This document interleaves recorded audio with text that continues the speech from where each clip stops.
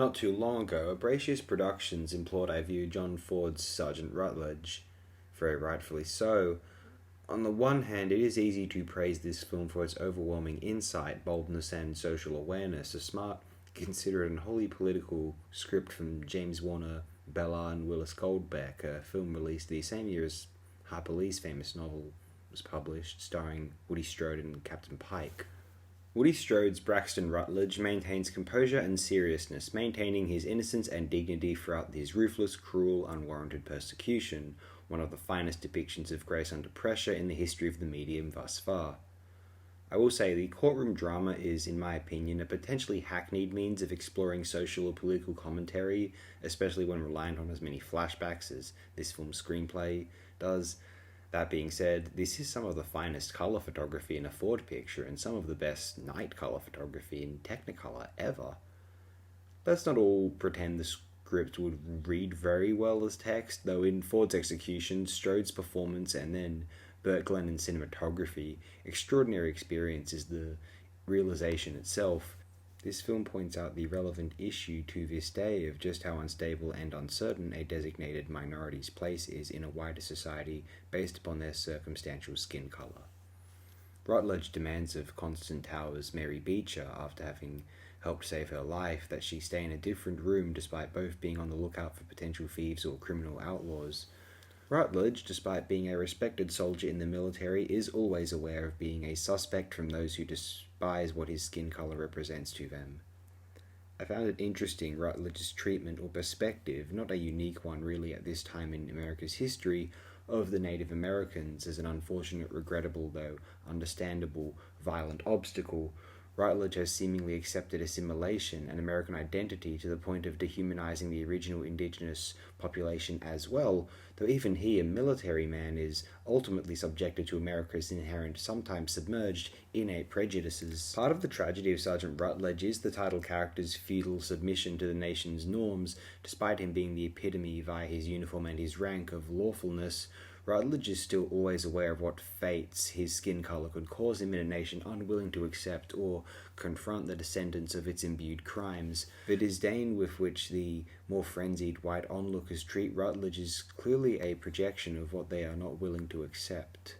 We have this idea of the pre-1970s, 1980s, actually in 1960, this would be prior to the civil rights legislation in the United States, or proper Indigenous emancipation in my home country of Australia, for example, being a very bigoted and or backwards time, and so I'm surprised to see this film, which appears to propose that America was inherently prejudiced and didn't want to confront that fact, appealing to the text of the Constitution rather than the shared memories of its denizens' lived histories.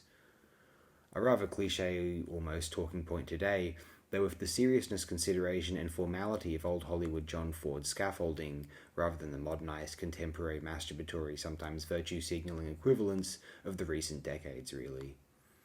John Ford was opining that he might have been glorifying an innately bigoted nation rather than the contemporary equivalents, guilty or pseudo-guilty Caucasian Americans attempting to wash their hands of the privileges by claiming that they're the awoken exception to the white skin rule.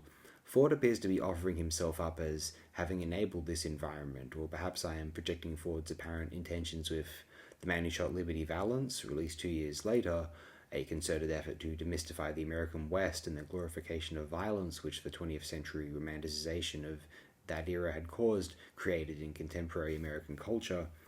America could now never be removed from this image of a gun-toting cowboy. John Ford recognized that in Liberty Valance, though I think he also sought to demonstrate how, when the circumstances were to ever align, his supporting casts, the extras of his westerns, were bigoted beasts and unconstitutional, by its own standards, unchristian reptiles, throwing order and civility out the window, embracing between the lines, behind the scenes, vigilante mob justice, where someone of darker skin colour was concerned, for reasons that confuse everyone to this day.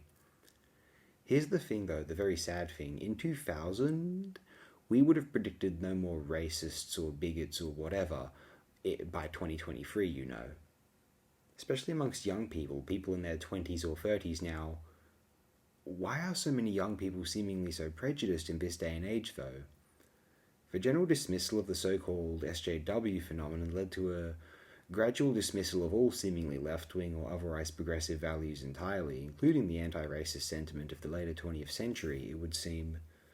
Those who hated the SJW subcultures would cite it as a manifestation of everything they disdained about the right-wing's cultural conservatives, only to eventually embody essentially, or at least vaguely, fascist thinking less than 10 years on. Some just supported Donald Trump as a seemingly harmless, though certainly edgy, that was the appeal, meme, and then others became full white supremacist, edgy, 4chan inspired. Seriously, grow up. Trying to impress other men as they are still naughty schoolboys is really pathetic after a while. As a 4chan adjacent high school myself, admittedly, it's just ridiculous. There's no other way around it. Though I will say, anyone who uses Reddit deserves all of the misery that they constantly complain about. Get off Reddit. Problem solved. Go outside. Think for yourselves.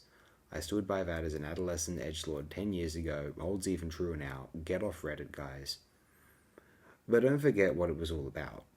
A dismissal of the dull, authoritarian, serious mode garbage of the far-right Christian conservatives and the more SJW-oriented left-wing gaggle, one of the more nauseating and narcissistic developments in recent cultural history, though those who decided upon outright fucking fascism as a response to it as arguably even stupider, or at least exposed themselves as having never had any real principles in the first place. Sad that the only reason people in my generation initially expressed progressive beliefs is because it was taught in schools. They decided they would use this learned moral good to belittle or bully others for their sadistic amusement, including those who taught them these beliefs, and others decided that they would go full brown shirt thug, endorsing barbarism and thuggery, jockish, frat boyishness, bullying, in order to quash it down.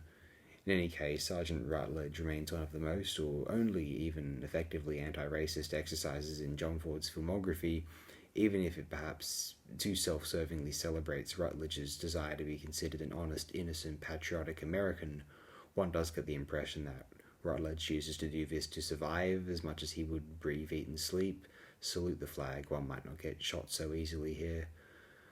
Later, John Ford was a very fascinating period of self-reflection, retrospection, and thoughtful consideration of what his creative career had entailed for American culture, examining black history and unique experiences in Sergeant Rutledge, then his glorification of violence in history and abstracted mythology for Liberty Valance, then his swan song being an ode to the potentials of women's pictures of women as the vanguard of modernity via an early 20th century period piece, as most of his films, being westerns at least, innately were. In 7 Women, 1966. Magnificent film that. Very good stuff. Thanks for the recommendation, Street. You're a good man for having championed this and for generously pointing it my way also. Thanks to everyone anywhere for viewing this if you have. Thanks again, friends. Appreciated wholeheartedly.